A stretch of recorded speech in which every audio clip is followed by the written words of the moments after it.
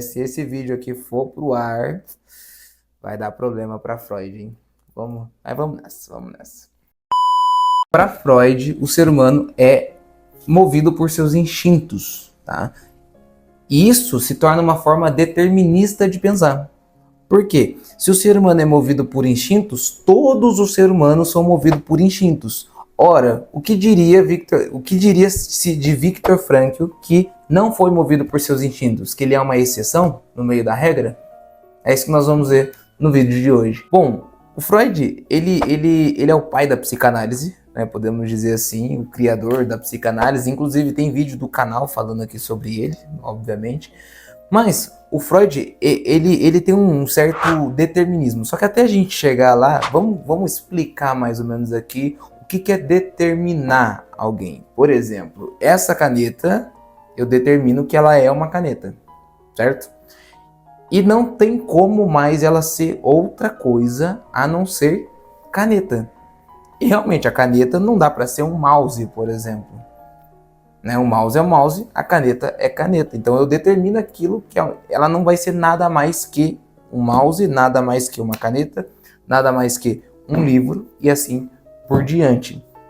Só que quando você pega o ser humano, você olha para o ser humano e você fala que ele é nada mais que um ser humano, não é possível fazer a mesma analogia com que se faz uma caneta. Por exemplo, uma caneta, a gente pode escrever com uma caneta, que é a finalidade máxima dela, na verdade. As mulheres podem fazer o coque, né? Fazer o coque aqui sim, pode cutucar o nariz, pode fazer um monte de coisa com a caneta, certo? Ela tem diversas funções, digamos assim, só que são funções limitadas. Eu não consigo pegar uma caneta e andar na Dutra com ela para ela me levar de Jacareí a São José dos Campos, por exemplo. Então ela não tem essa função. Só que quando eu falo do ser humano em si, tem diversas opções. Assim, são diversos lugares que o ser humano pode ir, que se a gente determina ele por uma teoria só, o ser humano é isso e ponto final, ele acaba perdendo todo aquele sentido de ser humano único mesmo, né? De singular, que ele pode fazer, como diria Viktor Frankl, né? Ele pode decidir se ele pode... Como é que é a frase mesmo? Pera aí, que eu vou lembrar. O ser humano é o único ser capaz de decidir, né? De decidir se ele desce ao nível dos porcos ou se ele se eleva ao nível de um santo. Mas, em última instância, ele sempre é capaz de decidir. Mesmo no meio da tribulação, né? Do lixo de Auschwitz, por exemplo, do lixão que Viktor Frankl viveu, ele sempre... E é ele quem dá a última palavra. É ele quem sempre decide. Entendeu? Então, por exemplo... No campo de concentração, Viktor Frankl, imagine que ele vive, cara, miséria, né? A gente tem como imaginar, mas não tem como detalhar de fato, porque só quem viveu sabe o que foi. Mas imagine você viver numa miséria, comendo pouco. Assim, Viktor Frankl tinha, em média, 25 a 27 anos, se eu não me engano, quando ele estava no campo de concentração. Então você imagine um homem de 20, 27 anos, que deveria ter, sei lá, seus 70, 80 quilos, ou até mais, vivendo com 45 quilos. Era mais ou menos isso o que o Viktor Frankl fazia. Só que você olha para o sujeito que está quase morrendo de desidratação, tá sem água, sem alimento no corpo.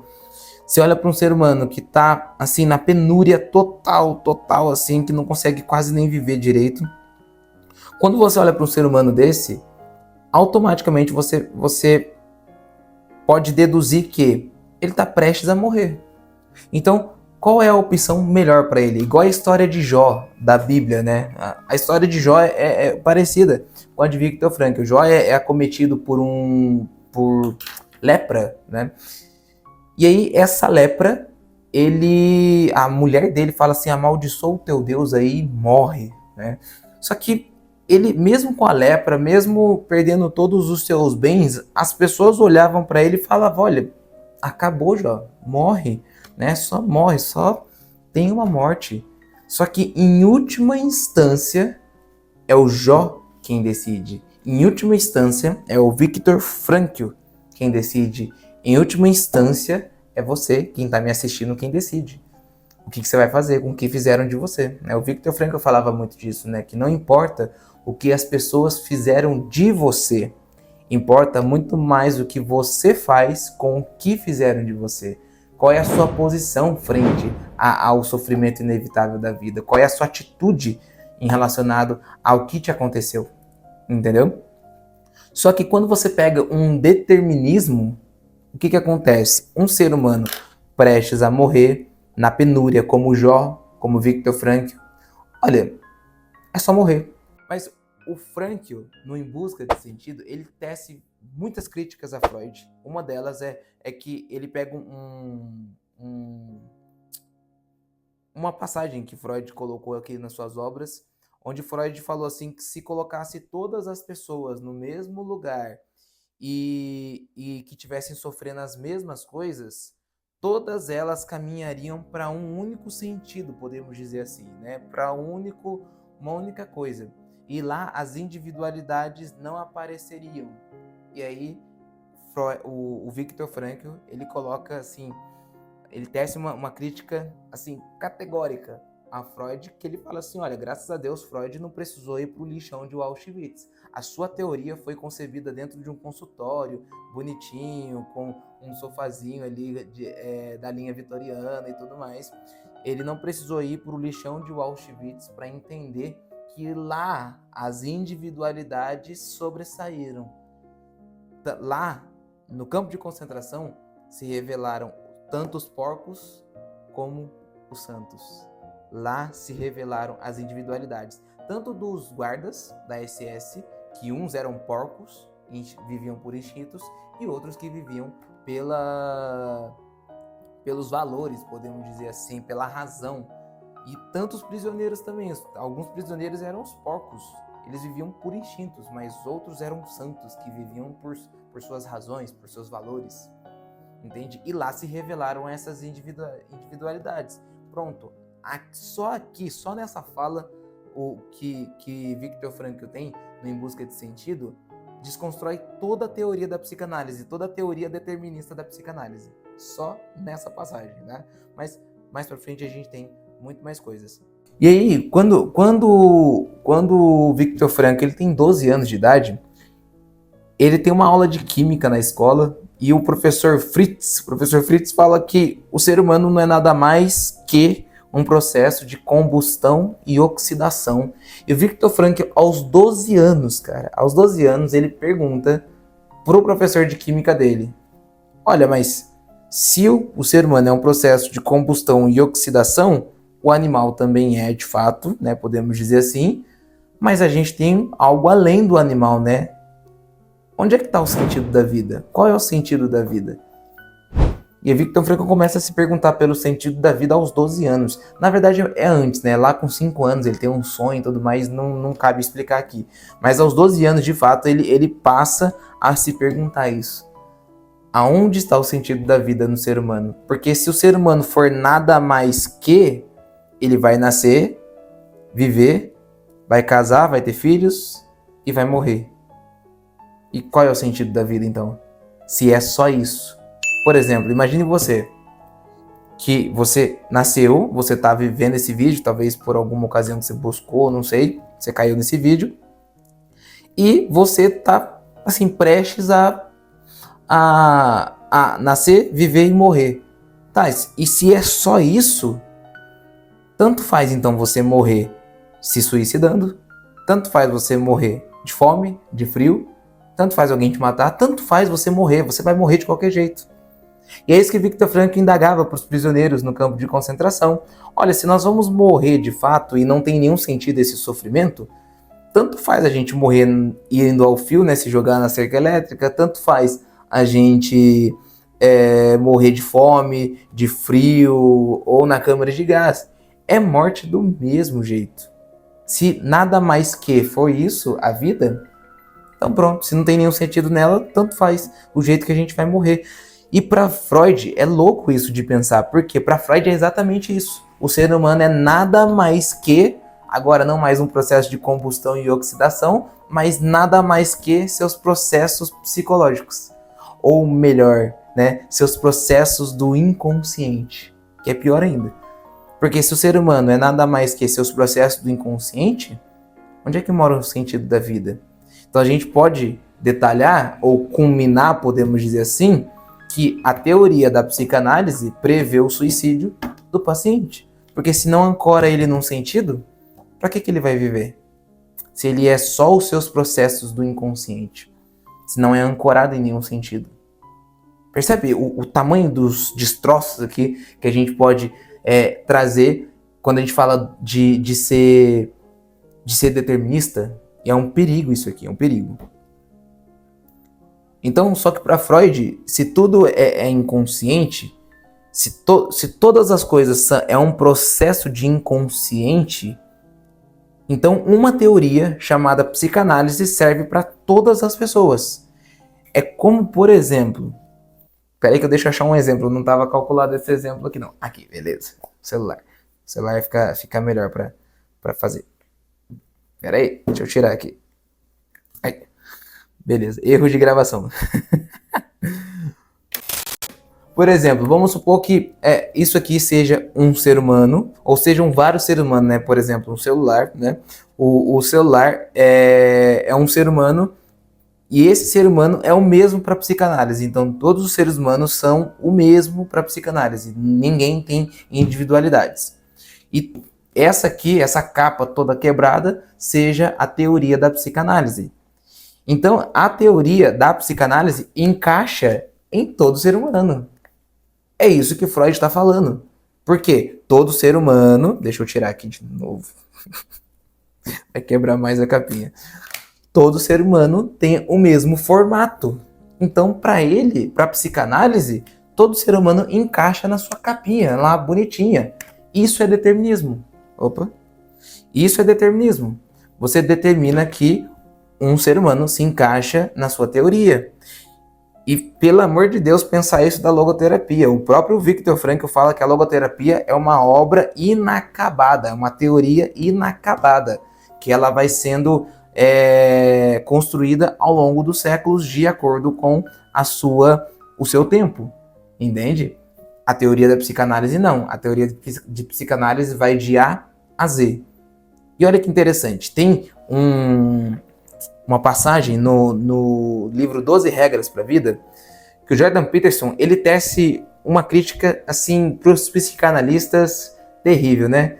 Me desculpa os psicanalistas por escutar isso, mas o Jordan Peterson, ele destaca que o psicanalista, ele tenta colocar o ser humano dentro da sua teoria. Então ele faz de tudo para colocar o ser humano dentro da sua teoria. E aí ele começa a persuadir, podemos dizer assim, o paciente, assim como foi com Freud, que acreditou que foi estuprado pelo seu pai lá na infância, mas não foi nada, mas foi um processo que ele tentou encaixar dentro da teoria dele. A psicanálise vai tentando, os psicanalistas vão tentando colocar o ser humano na teoria dele e vai fazendo com que o ser humano, o paciente, acredite mesmo que ele tem um trauma ali enraizado, que é tudo um processo do seu inconsciente. E olha que interessante que o Jordan Peterson fala, isso é bom, né? A teoria da psicanálise funciona, mas não para o paciente, para o terapeuta. Porque para o terapeuta tá ótimo, né? Então, de A a Z, olha, encaixei aqui, tá dentro da psicanálise, mas para o paciente... Isso é horrível. Determinismo total. Porque você determina que o ser humano é nada mais que processos do seu inconsciente.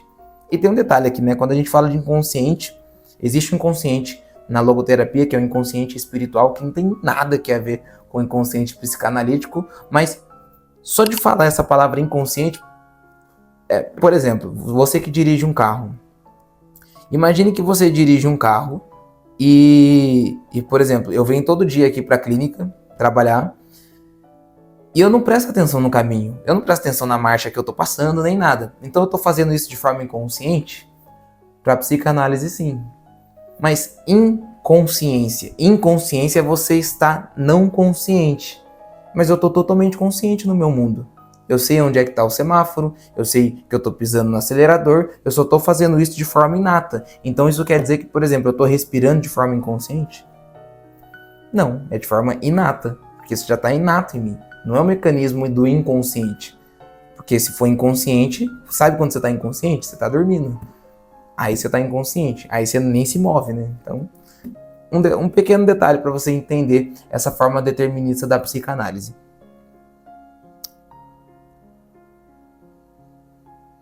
Então, portanto, Peraí, antes disso eu tenho que falar outra coisa, né? Mas essa aqui é algumas opiniões que eu tenho da psicanálise. Eu queria muito saber a sua opinião sobre a psicanálise. Eu queria que você colocasse aqui nos comentários o que você acha da psicanálise. Cuidado que os psicanalistas vão ficar bravos com a sua opinião, talvez. Ou se você for psicanalista também, me conta aí o que você tá achando do vídeo, tá? Não que eu me importe com a sua opinião, mas me fala aí o que você acha.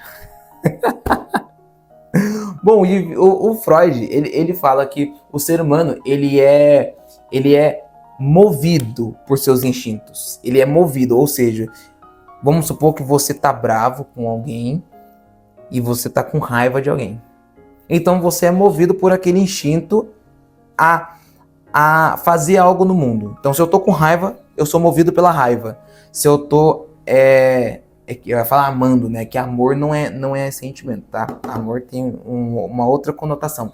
Mas se eu tô feliz, aí eu ajo com felicidade com aquela pessoa. Então, para Freud, é como se, vamos colocar aqui que o ser humano seja... o ser humano, né? O celular, ser humano, celular aqui, peraí. De novo, cara. Não estava calculado isso. Vamos supor que o ser humano é o celular e esse controle aqui fosse os instintos freudianos, digamos assim. Então, o ser humano, ele é movido por instintos. Ele é movido por instintos. Então, se você está feliz, você é movido pela felicidade. Se você está com raiva, você é movido pela raiva. Só que tem um detalhe. Se você para pensar, na vida real acontece mais ou menos assim. Pode perceber. Por exemplo, eu estou morrendo de sede. Eu esqueci meu copo de água lá na copa. Estou morrendo de sede gravando esse vídeo. Mas beleza. Mas para pensar no seguinte. Quando você está com fome, às vezes você não reclama. Assim, cara, muito com fome, hein? Ou tá calor, né? Agora tá muito calor. Deve dar uns 31 graus mais ou menos lá fora, né? Cara, tá calor hoje, hein? Nossa, calor. Vou ficar no ar-condicionado. Aqui nós estamos no ar-condicionado, graças a Deus. Mas, nossa, tô precisando de um ar-condicionado. Nossa, tá calor. Você passa a reclamar. Então você quer fugir do calor e vir pro frio. Se tá muito frio, você quer ir pro calor. Se você tá com sede, você quer correr pra água. Se você tá com fome, você quer correr pro alimento. A gente sempre tá mais ou menos vivendo nesses instintos mesmo. Entende? Por quê? Não que seja uma coisa inata do ser humano, mas é uma coisa muito mais cultural. A gente vive numa cultura onde a regra é essa.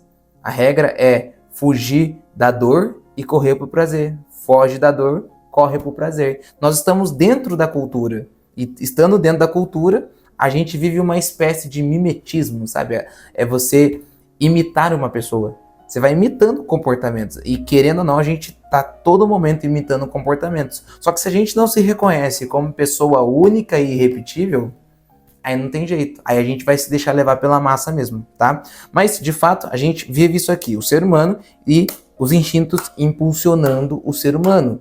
Só que é todo ser humano que vive assim? Não. Por exemplo, se todo ser humano vivesse assim, não haveria exceções. Não haveria Viktor Frankl. Não haveria São Maximiliano Maria Kolbe. Não haveria Jesus Cristo de Nazaré. Apesar que Jesus Cristo é Deus, então deixa ele de fora dessa aí que tem a parte divina ali também.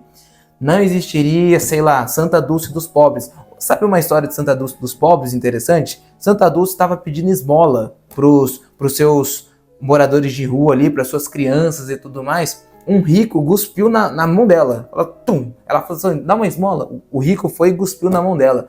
Sabe o que ela disse? Ela falou assim, olha, esse guspe aqui é para mim. Agora dá algo para eles.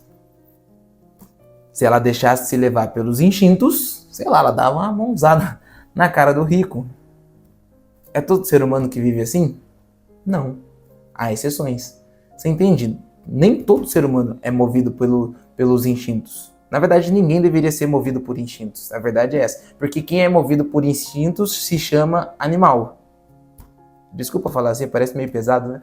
Mas quem vive assim, movido por instintos, não é nada mais que um animal. Qual que é a diferença de um animal para um ser humano que é movido por instintos? Nenhuma. Nenhuma, porque o ser humano é o único ser capaz de decidir. É ele quem decide a ponta final disso aqui. É ele quem toma a última decisão. Entende? Só que, para Freud é isso. Para Freud, o ser humano é sempre movido por instintos, é um determinismo total. Só que ele esqueceu das exceções, né? Que na verdade não deveria ser exceções, deveria ser regra. Que o ser humano, ele, como diria Viktor Frankl, o ser humano, ele é o mesmo que criou a câmara de gás, é o mesmo que entrou na câmara de gás blasfemando o nome de Deus, cuspindo na cara dos guardas, e é o mesmo ser humano que entrou na câmara de gás com a cabeça inclinada para o alto com uma prece nos lábios.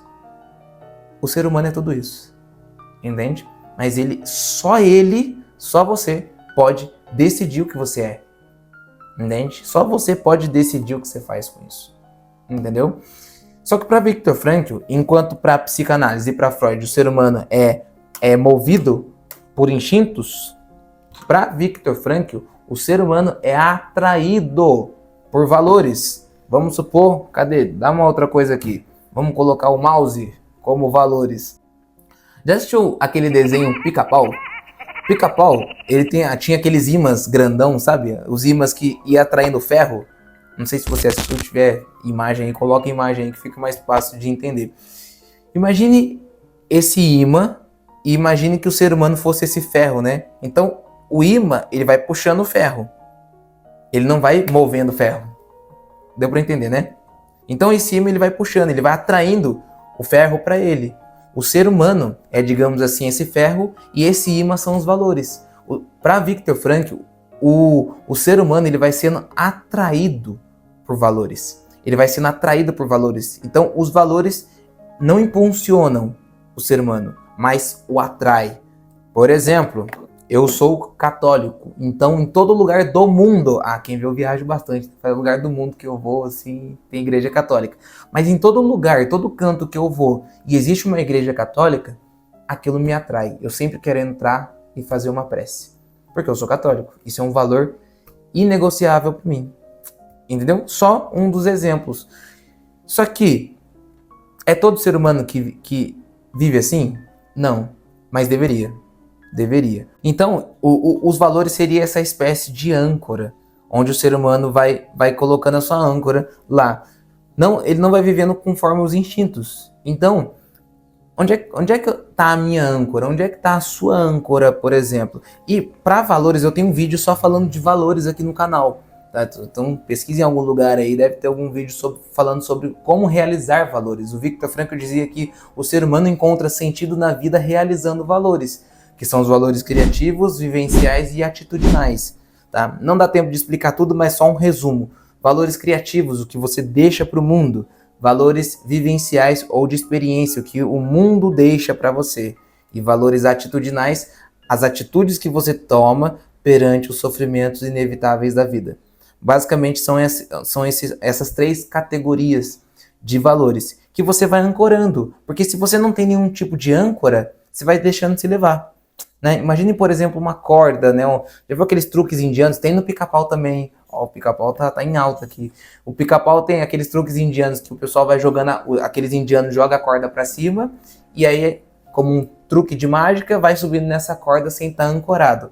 A gente, como adulto, bem sabe que a corda, quando você joga uma corda, precisa estar ancorada em algum lugar para ela ficar firme, para você subir, né? O Viktor Frankl dizia que a corda é a nossa vida. E essa âncora, podemos dizer assim, onde fica a corda, é o propósito dela. Se a gente perde esse propósito, a todo momento a gente está tentando alavancar a nossa vida, jogando a nossa corda. Se ela cai no mais sentido do termo em depressão, ansiedade, falta de sentido, suicídio e todas as patologias possíveis. Tá? Então, para Viktor Frankl, nós somos ancorados nos valores. E esses valores precisam estar muito bem enraizados em você. Por exemplo, se eu te perguntar qual é o valor criativo, o que você está deixando para o mundo? Né? Por exemplo, o Viktor Frankl, ele fez isso dentro do campo de concentração. Ele perguntou para os prisioneiros o que lá fora, o que esperavam por eles.